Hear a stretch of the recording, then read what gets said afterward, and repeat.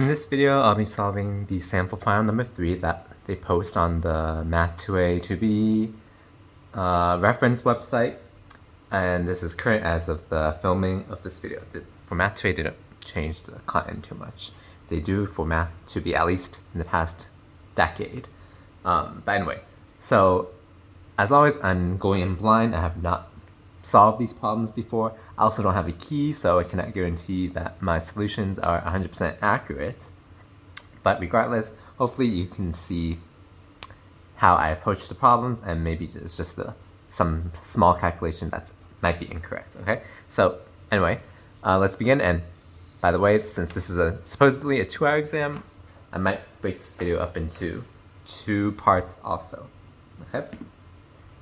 So first problem, we're asked to find derivatives. So this should be easy points. We're asked to find f prime of x, where f of x is sine of x squared plus 2.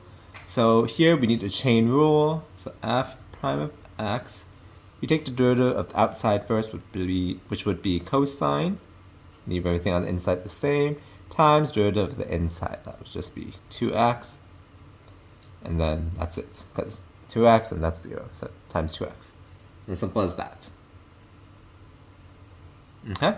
Next, we're asked to find the second derivative. That's the notation for second derivative, where s is 25t plus t to the 3/2. So we know that ds dt, the first derivative is 25. We just use power rule. 3 over 2 t to the half power, or square root t. So second derivative of s with respect to t would be derivative of 25 is just 0, so it'll be 3 over 2 times half t to the minus half power. Okay? We can simplify this to 3 over 4 root t. Okay? So that's our answer for that one. Let me box it. Okay? Arctan of square root z, derivative with respect to z. Again, we need a chain rule. So that is equal to derivative of arctan is 1 over 1 plus square root z squared times derivative of the inside, which is 1 over 2 root z. So this is simply just 1 over 2 root z times 1 plus z. Okay, that was easy. F prime of x, where f of x is x to the sine x power. Here we need logarithmic differentiation because it's x to some x power. So remember how we do that? We say it's, okay, I like to do it in terms of y is equal to this guy. So we take the natural log on both sides. ln y is ln x to the sine x power. Okay? Remember, we can move the exponent out by properties of logs. ln y is sine x ln x. Now we differentiate 1 over y, dy dx. This is implicit differentiation. Here we need product rule over here. First d second plus second d first. First d second is 1 over x plus second d first is cosine x. Okay, so finally we move the y to the other side, so dy dx, or f prime of x, same thing, is y, which is x to the sine x, times everything that we had in this right there. Sine x over x plus ln x cosine x. Okay, that's our answer. Okay, so easy points for the first problem.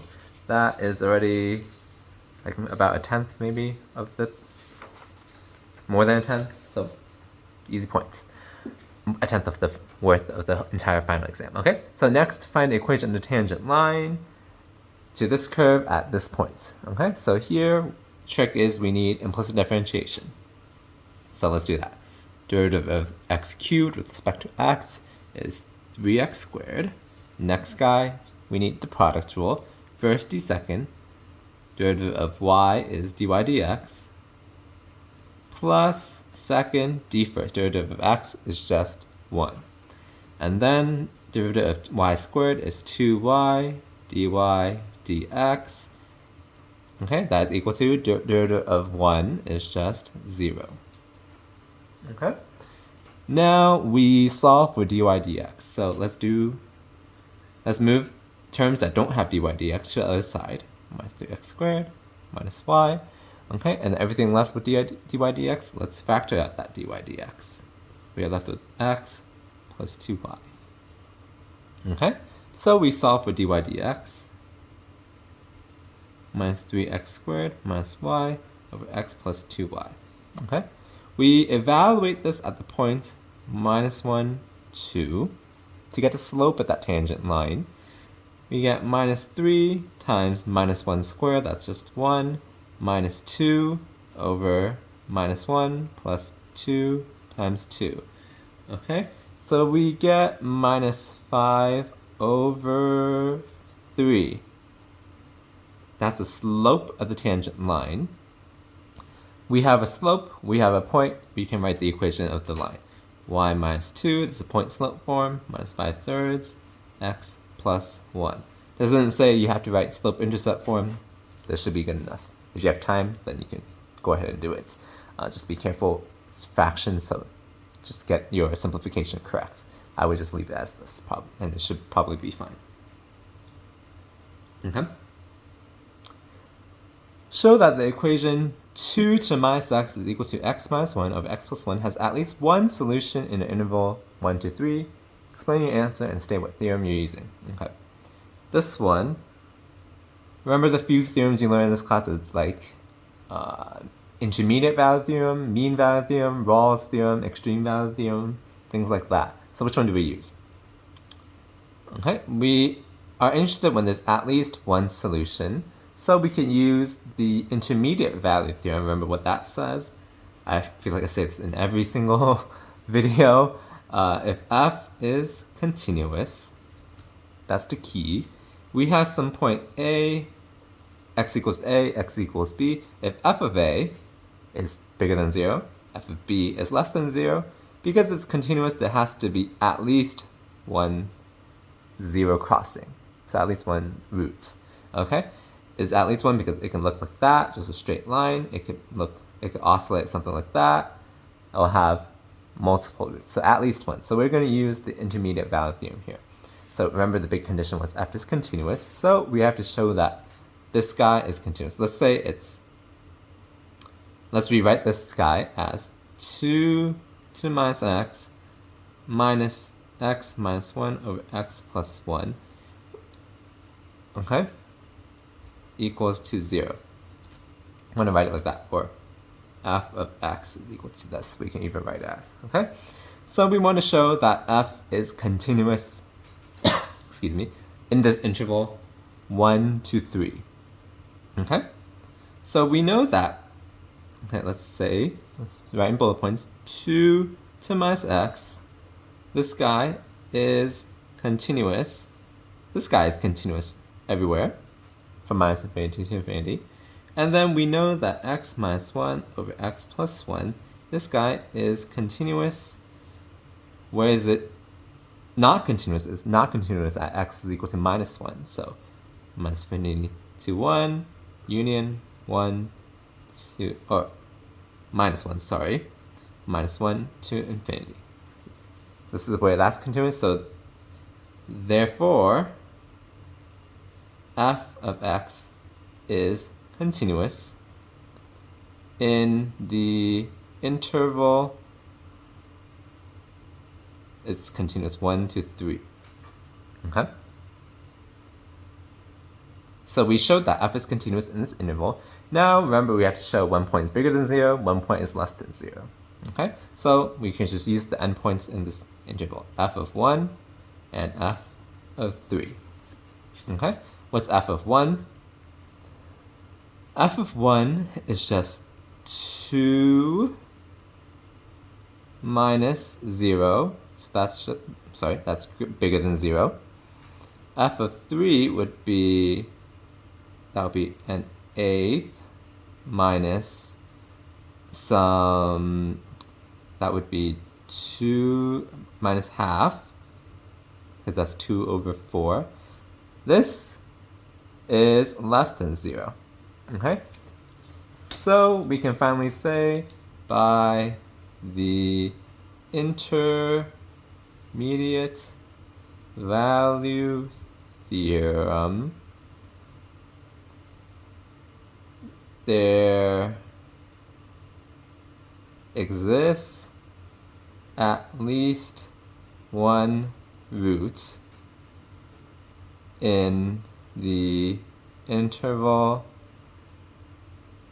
1, 3. Okay, let me shift the camera down a little bit. Okay, so once again, let's recap. We have to show f is continuous, at least in this interval of interest. We know that 2 to the minus x is continuous everywhere. And this guy is just not continuous at -1, so that's our interval of continuity. So therefore, in this 1 to 3, region 1 to 3 inclusive, f is continuous in that region, okay? This includes that. We had to show 1 point is bigger than 0 in that interval, and 1 point is less than 0 in that interval. So we showed that, and then now we can use the theorem. Because by the intermediate value theorem, there exists at least one root in the interval 1 to 3. Okay? That's how we solve that type of problem. Next, compute limits. Okay, the hint here should be this is 3 approaching 3 from the right. Likely an infinite limit. Let's confirm. If we plug in 3, we get -1 on top. We get 0 at the bottom, so that's infinity, right? That confirms. So is it positive infinity or negative infinity? I say that a lot of times also. Okay, so how to do that? He said we would get -1 over when you approach 3 from the right. Remember, it's numbers close to 3 but bigger than 3. So for example, 3.001. That is close to 3 but not equal to 3. And then it will get smaller. So next might be like 3.0001, something like that. Okay? So whenever we approach 3 from the right, that number bigger than 3 minus 3 would be a positive number. Square root of a positive number is still a positive number. It'll just be a small positive number. Okay? So this would be minus infinity because there's a negative on the top, positive on the bottom. The sign would be negative, so we're going to negative infinity. Next, limit as x goes to infinity of x to 1/3 power over ln x. So if we plug in infinity, we will get infinity to a third power, still infinity, over natural log infinity, that's infinity. So we have an indeterminate form. Here, I would recommend to use L'Hopital's rule because I don't know any other way to do it. That's why I would just use L'Hopital's rule. So how do we use L'Hopital's rule? Limit as x goes to infinity. We take the derivative of the top, derivative of the bottom, like that. Okay? Let's simplify. We can pull the third out. Okay? That's just the constant, so we can pull it out. We get, this is the same thing as x to the minus 2/3 over x to the minus 1 power. Okay? So this would be x to the, remember, to combine exponents like this, we get limit as x goes to infinity. To combine this, we would take minus 2/3 minus 1, so that's x to the minus 5/3. Okay? So when we do that, let me write it like this so that I can explain better. 1 over x to the 5/3 power. Okay? Same thing. Okay? So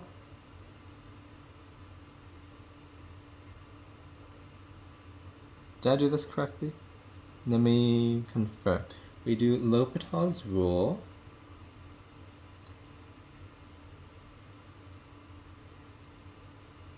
Oh, yeah, sorry. It'll be, like, I'm checking my math. I don't want to mislead y'all. Okay. To combine this, it's x to the minus 2/3 minus minus 1. Okay? So we get 1/3 limit as x goes to infinity of x to the 1/3 power.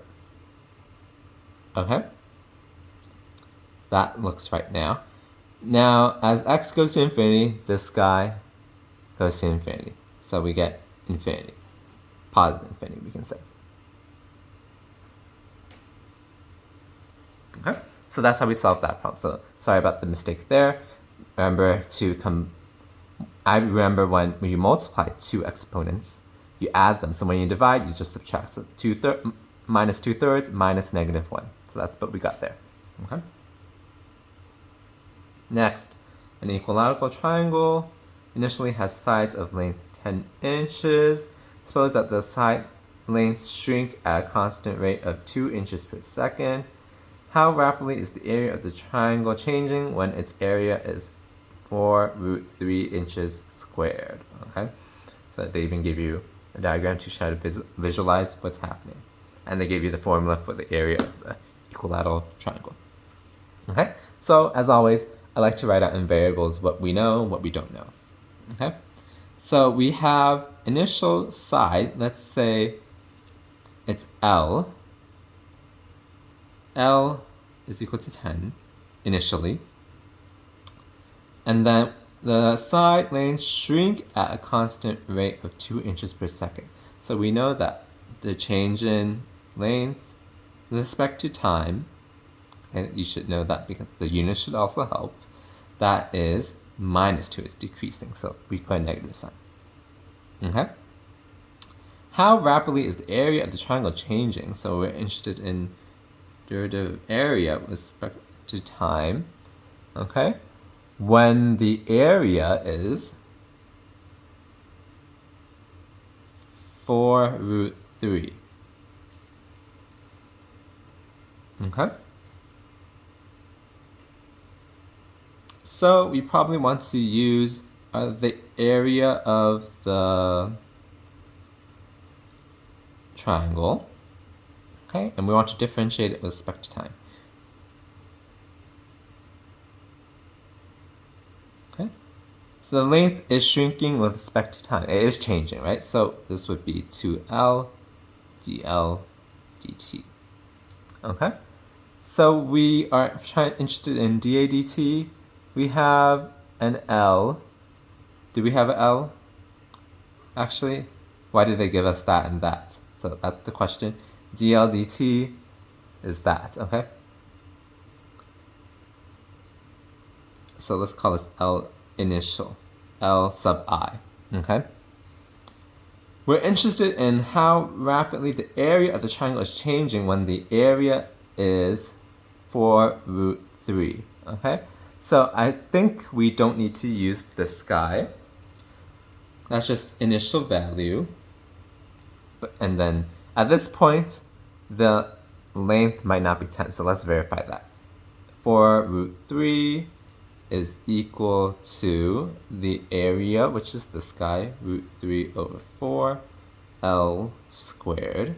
So we solve for L here. Those would cancel. 16 is L squared.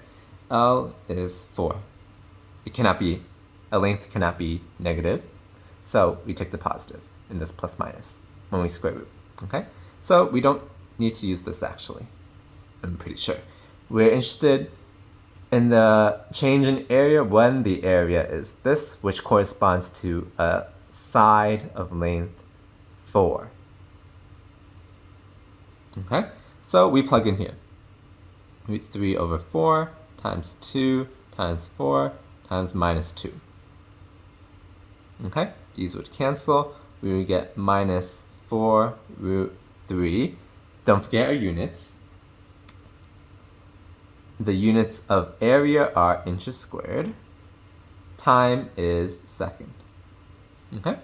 So the area of the triangle is decreasing by 4√3 inches squared per second when the area is that. Okay? So that's how we solved it. The trick here was you didn't have to use that. That was misleading. as I would explain over here. Okay. Let's move on to the next one.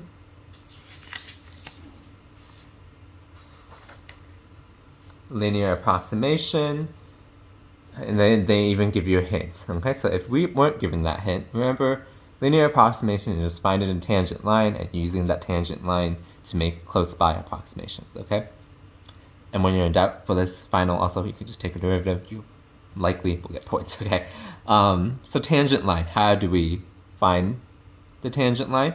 We need the derivative, right?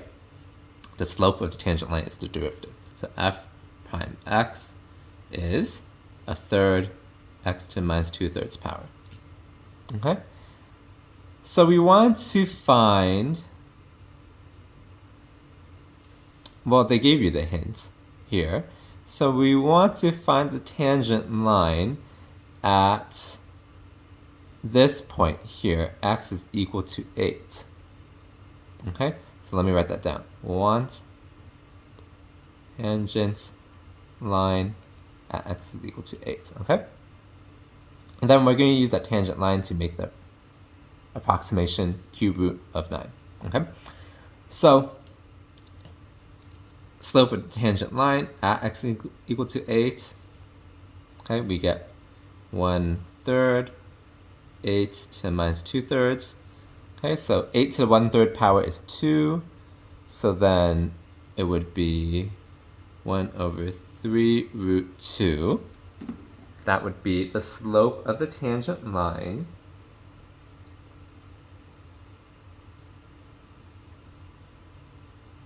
Okay, so then is that correct? No, it's not correct, sorry. It is 1/3. So I said 2 to the 1/3 power is, 8 to the 1/3 power is 2, so that's 2 to the minus 2 power. That's correct there. So this is just 1/3 times 4, 1/12. Okay, so now we find the tangent line, y minus. We have our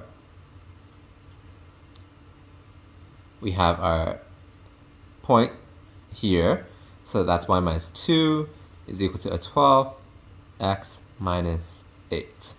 Okay, so when we plug in x is 8, we should get 2 out.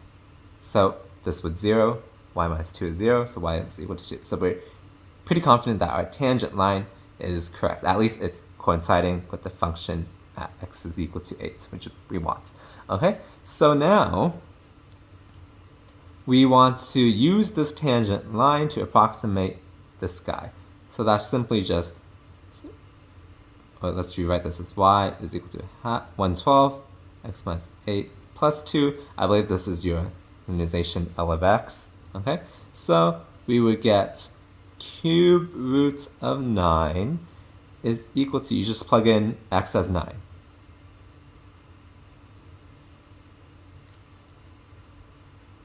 Okay, which would be 2 plus a 12.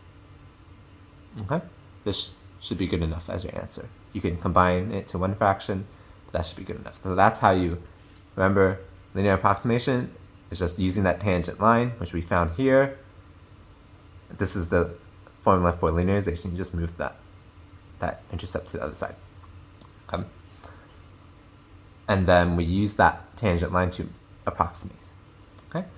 Next, find the antiderivative capital F of x by the function f of x is 3x squared plus e to x, which satisfies capital F of 1 is equal to e. Okay, antiderivative. Okay, how do we get that? We use the power rule, so that would be 3x cubed over 3. Okay, the antiderivative of e to the x is just e to the x plus c. Let's confirm that we did it correct. We take a derivative of this guy. Let's clean it up first. We take the derivative of x cubed, that's 3x squared, that's correct. E to x, derivative is just e to x, derivative of constant c is 0, so that goes away. So we found the correct general antiderivative. Okay? They give us this because they want us to solve for that constant c. So f of 1, capital F of 1 is equal to e, which is equal to 1 cubed plus e plus c. Okay? So then these would cancel. C would be minus 1. Okay? So therefore, your particular solution, your specific, I think that's what it's called. Your particular solution is x cubed plus e to x minus 1. That's our answer. Okay? That's that. Okay, I'm going to finish this problem and then I'm going to stop this for part 1, okay? We are given graphs for f and g. This guy's f, this guy's g looks like. State the following limits, write d and e if it does not exist. No work required. Oh, okay. Limit as x goes to 3 of f of x. Well, limit from the left does not equal limit from the right. We see that does not exist. Limit as x goes to 3 of f of x over g of x. Remember, we can use our properties of limits. That's limit as x goes to 3 from the right of f of x over limit as x goes to 3 from the right of g of x. Okay? 3 from the right for f, that is 1. 3 from the right of g, that is 2. So, answer is half.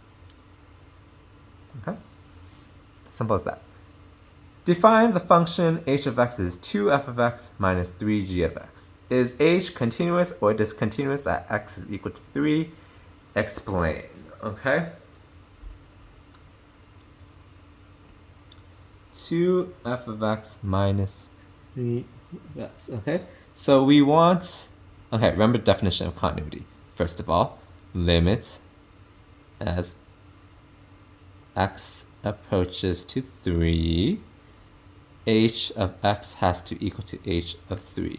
Continuous if this is true. Okay?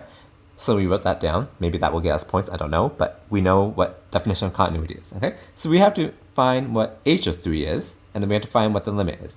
H of 3 is 2f of 3 minus 3g of 3. That's simply 2 times f of 3. That is, well, it's continuous here, but they shaded it, oh, sorry, it's cut off. This is continuous here, but they shaded it in up here, so that means that's the value of f of 3, which is 4, minus 3 times, again, g of 3, we pick the shaded value, again, that's 4. Okay, so that's just equal to minus 4. Okay, so that's how we find h of 3. Now we have to find this limit exists. Okay, so limit as, well, the problem here is we probably have to do one side limit from the left and limit from the right. Okay, so limit as x goes to 3 from the left of 2f of x minus 3g of x. Okay, that's, okay, let's write this. This is the same thing as limit as x goes to 3 from the left of h of x. Same thing, okay? We just plugged in the definition of h of x. So we can rewrite this as 2 times limit as x goes to 3 from the left of f of x minus 3 times limit as x goes to 3 from the left of g of x. Okay, this one, limit as 3 from the left of f of x, from the left, so that's here, that's 4. From the right, that's also 4. Okay, so 2 times 4 minus 3 times 4, this is again minus 4. And then we do the same thing for limit as x goes to 3 from the right. Oh, sorry, h of x. Okay, so I'm just gonna, this plugin is still the same, right? I'm just gonna rewrite this to limit as x goes to 3 from the right, f of x, minus 3, limit as x goes to 3 from the right, g of x. Okay, so 3 from the right of f, that's 1. 3 from the right of g, that's 2. So we get, okay? That's the same thing as 2 minus 6, that's minus 4. Okay? So we know that, therefore, limit as x goes to 3, since the limit from the left equals limit from the right, this limit exists and is the same thing, minus 4. Therefore, this guy, okay? And we said the definition of continuity is up here, so let's just cleanly write it out. Limit as x goes to 3, h of x is equal to h of 3, which is minus 4. Therefore, continuous at x is equal to 3. Okay? That's how we do this problem. So we remember the definition of continuity, which we rewrote again down here. So we had to find what h of 3 is, which we did. We had to find what the limit as x goes to 3 of h is, which is 2 one-sided limits because of this continuity there. Okay, so we found those 2 one-sided limits. They were the same. So that means limit as x goes to 3 of h, the two-sided limit, is minus 4.